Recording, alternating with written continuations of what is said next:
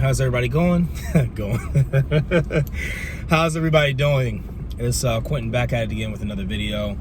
Wanted to come on here very quickly, very briefly, and talk about something very important. First off, hope everybody's staying safe during this coronavirus pandemic. Hope everybody's, doing the right things, taking the proper precautions to be safe. Face mask and all those different things. I have my face mask. So I wanted to briefly talk about something that I saw. And, here on Digital Church, we talk about a lot of different information as regards, churches and church technology and things of that nature, and church economics, church business, whatever, what have you. And I saw something very profound. Well, I thought it was very profound, and I wanted to share it with you all and kind of bring it to a church perspective. The movie Trolls World Tour, I believe it is, did $100 million its first release. And it's a very interesting story because, if, most of us who are over the age of, 15 probably don't even know about this movie or care about it, because it's a children's movie. Excuse me. But the it's a popular movie, and the whole story is Trolls World Tour was set to be released in theaters, but of course that was shut off because of what happened with the virus. And so what happened was they released it via online streaming platforms, and they had it available for rental, via online streaming platforms. And the article I was reading, and I'll post a link to the article in the description below, but apparently the movie made $100 million, right, its first release, and compared to, that was just, streaming, compared to I think it was 150 million that it made when it was, that the, original movie made in theaters or something like that. Cause this is like this is a new movie, and then the old movie made 153 million box office. That was, between the movie theaters and everything else. Like, it's opening screening. And so right now the movie theater community, like the movie theater, the owners and the companies, they're very upset with Universal Studios, because that's who produced the movie, because they're like, Universal made all this money and we don't get a cut. And one of the things that I've been talking about on this channel as it regards to churches is, the coronavirus has changed everything, how we do business, how we interact with each other. And it is amazing how many companies are losing money, and how much, physical contact and things like that affect what we do and affect the things that happen. And so it was just an interesting read, because the movie theaters are very upset at, especially AMC, to name a few. I think AMC said they were going to drop, they're going to drop Universal Studios and not show any more of their movies, which is they're selling wolf tickets. I mean, because come on, you're not going to, Universal Studios, is one of the top, studios there is. You're not going to stop showing their movies. You can lose a lot of money. But I bring that up to say, technology has changed the game. And the very important lesson that I got from this is that the coronavirus has forced us to look for money in ways we never would have thought. And if you have a church or a mission or some kind of fellowship that is technologically based, you're going to do very well. If you are still slow to adapt to technology, you're going to have a hard time in this new economy, because everything now is very, very, very tech heavy. And it's amazing. They were able to make $100 million. Universal Studios was able to make $100 million releasing this video to online streaming platforms. That is phenomenal. And they basically cut out the movie theaters. Now they didn't do this intentionally, but it's just, you have a movie sitting, you got to do something with it. So that basically shows that, production studios never had to rely on movie theaters. Just like the coronavirus and all this stuff with the pandemic is showing churches that you never needed to have a building to have church. You never needed to have a service to meet the people. Because right now, I can't tell you how many live streams I've seen where, the pastors are just, addressing their people. And it's funny because the live streams I've seen, the pastors are getting more views via online than they ever had bodies in their church. Because a lot of the local pastors that I've been looking at, their churches, they might average, on a Easter Sunday, for instance, they might get about 50 people, but on average, they're really getting about 10 or 20 people in their church. But when they do their Facebook Lives or YouTube videos, they're getting hundreds of views. And this is just the power of technology, because I've always said this: people are not coming to your church. The people who need to be reached, they're not coming to your church. The people who need to be reached are, they're unchurched people. They believe in God, they believe in Jesus Christ, but they're not, they're not indoctrinated into going to church. Going to church on a consistent basis is something you have to be taught, trained. And most people who are not taught and trained from childhood or adolescence to go to church on a consistent basis are generally not going to go to church on a consistent basis. Or if they don't have a strong sense of adhering to religious guidelines, they're not going to go to church. And that's just the way it is. And so one of the things that pastors are going to have to do is they're going to have to follow suit. Universal Studios cut out the middleman, and they were able to make $100 million. They were able to make almost as much money as they did going through the movie theater. And when they go through the movie theater, they have to give the movie theaters a cut of what they make. And the article was saying that, Universal's like, we're not cutting out the movie theaters, altogether. We're just, trying to, make our money while we can. And I think, what you're going to see happen is you're going to see a lot of fat being trimmed. And what does that mean? See, technology cuts away the fat. It trims all the extra stuff that is unnecessary. For instance, let's say, for instance, you have a person who I don't know, like teachers, schools. Okay, right now, people were having schools online because we're not, you're not able to, the states have not opened up the schools because of the social distancing guidelines and things like that. Well, think about all the things that, encompasses a school. You have the building, you have the internet you pay for the building, the utilities, water, gas, electric, all that. You have staff to maintain the building, you have janitors, you have maintenance crews, repairs.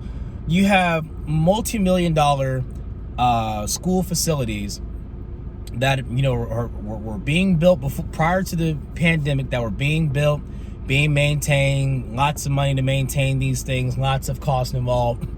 Now all of that's been eliminated, and it's just your child, the student, a computer, and a teacher.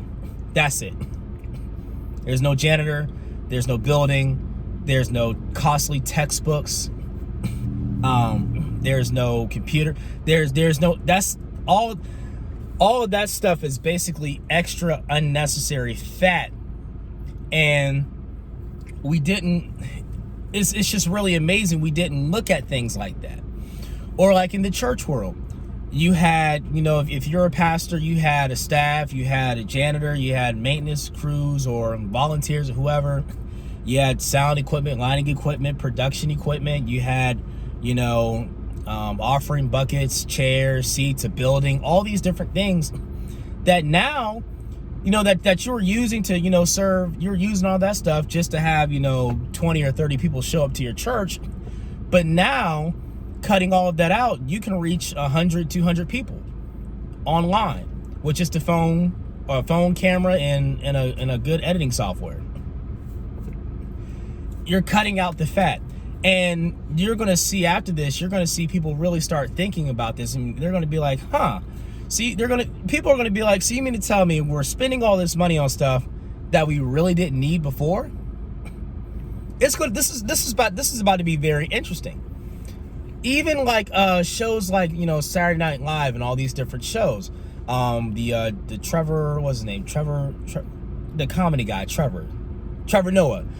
He's doing his show from home. Reporters are doing interviews from home. Call centers are working from home. So this could have been done before, but nobody had ever thought about it. And this pandemic has now caused us to really look at and really reevaluate what we're doing. And this all relates to church, because this is something that what's happening now was going to happen anyway.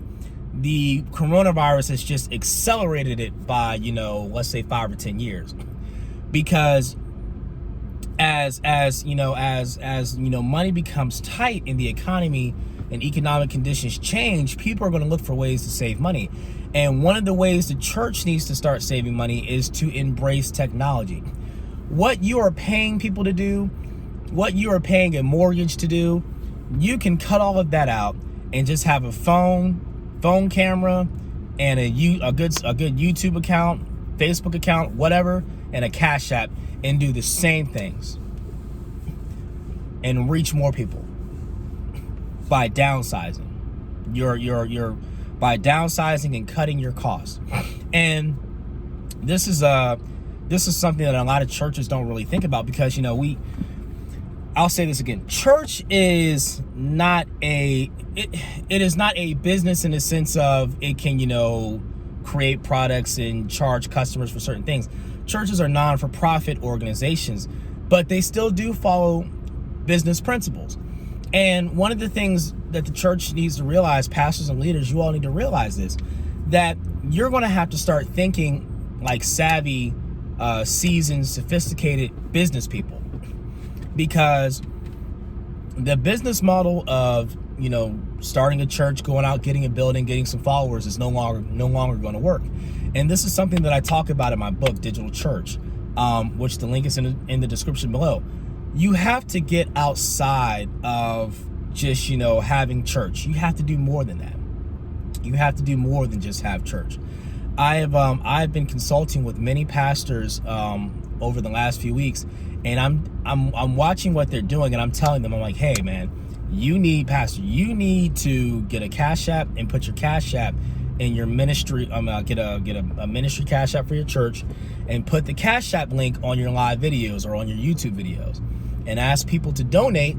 And donate, let them know you'll donate, a good portion of the proceeds to, help with coronavirus relief and things like that. Because the gospel is free to all those who want it, correct? Yes. At the same time, in order for you to continue bringing the gospel, you have to make it make sense from a business standpoint. And if you're a pastor, and I know a lot of pastors have it's like they're in a weird position, because you want to make money doing this. You want to turn some kind of profit, to stay before the people and keep doing what you're doing. But there's a way you have to do it, and you're gonna find that a lot of just like a lot of companies are moving towards technology, churches will have to move towards technology as well. Because if not, you're just gonna get left behind. You're gonna get left behind. I'm telling you. I am looking at this every day. There are more articles coming out. There's more information, more statistics coming out about what's going on with this coronavirus and how it's affecting commerce, in such a great way. Even me, like my day job is I work with Medicare and health insurance for 65 and older and things like that. And prior to the virus, I had to go out and set appointments and travel all across the state, to meet with my clients. But now, because of the virus, we were advised to work from home because we're dealing with the older demographic. We didn't want them to get sick, different things like that. But my thought was, I'm like, so you mean to tell me I've been spending all this money in gas, traveling up and down the road, because I would average at about 5 or 6 appointments a day because, you got to travel out there. And my appointments are about an hour to 2 hours from where I live, because I live in Charleston. And you have all these different things going on. I'm like, so you mean to tell me I could have stayed at home and done twice the amount of appointments, made twice as many calls, which is what I did. And for me, I don't want to go back on the road. I like working from home. I like staying at home. I mean, like the things I do with this YouTube channel, I do from my house. And I like that. That's fine. I'd rather be home anyway. But people are really starting to think. You have people who are staying home from church. They can watch it on streaming live. And this is the funny thing. I have heard many pastors say, oh, well, don't stream. Come into the service because, the power of God's not online. The power of God's in the building. And now to watch these same pastors have to, being forced to do streams and getting people to engage is interesting, because now it's like, okay, well, is the power of God still not on streaming? Because that's what you're doing, because my thing is, if the power of God's not on streaming, then why do streaming if it's not going to benefit the people, in a godly manner? But we know that's not true. The real thing is, church has always been about getting bodies in a seat. It has not been about reaching people and using, ways to go beyond a building. Church has always been about a building. All right. Well, that's what people have made it about. People have made it about being inside of a building. Well, you need to go to church. You need to go do this. You need blah, blah, blah. When the church should really be doing everything it can to reach beyond a building. Church should be beyond a building. First off, those of us who are believers in the body of Christ, when we gather, we are the church. So, but church, that's a whole other conversation I want to get to. But I say that to say, it's a very good read. If you want to read the article, read it, because these are things that are going to affect the church. Things that are happening with commerce and the economy is going to affect the church. I know a lot of pastors will say, well, we're chosen people and we're set apart, and whatever happens in the world doesn't affect us. And that is not true. We are all affected by the things that are happening with this coronavirus, and we're all going to be affected. It's going to affect all of us. It affects me. Okay. It affects me in giving you all this information. It affects your members. If you're a pastor and you have members, the coronavirus affects your members. It's affecting them financially. It's affecting them health-wise if they contract it. It's affecting them mentally, because people are, some people are scared. Some people are very uncertain. And, some people don't care and think it's a joke. But at the end of the day, the church is going to have to do more, because once the pandemic is over, the fallout financially is going to be ridiculous. It's going to be catastrophic, because we're already in a, economic recession. The coronavirus is pushing us, towards a global depression, because you have economies losing money, other countries losing money, and it's just going to be a very, very bad thing. But there is a way for us to make it work. There is a way for us to get through it. And the way is going to be for us to evolve. As the body of Christ, as a church, as people of God, we're going to have to evolve. Pastors and leaders, you all will have to evolve. You're going to have to change your thoughts when it comes to technology. You will need to embrace technology like never before. I am telling you what I know. I've done the research. I still do the research. I know what's about to happen to us. And it's not pretty. if we don't do anything to prepare. If we don't take action, it's not going to be pretty. If we take action now, then, you know, it's going to be better, okay? It still might be a little uncomfortable, but we'll make it through if we take action now. One of the biggest issues with the virus is the fact that we did not take action soon enough. We did not prepare soon enough. We were not prepared for this.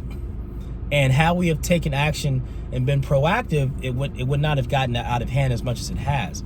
And, you know, there's a lot of people who will debate about that, and it gets very political, but the facts are the facts. The truth is the truth. And as people of God, we have to deal in the truth. So, I have my book in the links in the description below or above, wherever it is.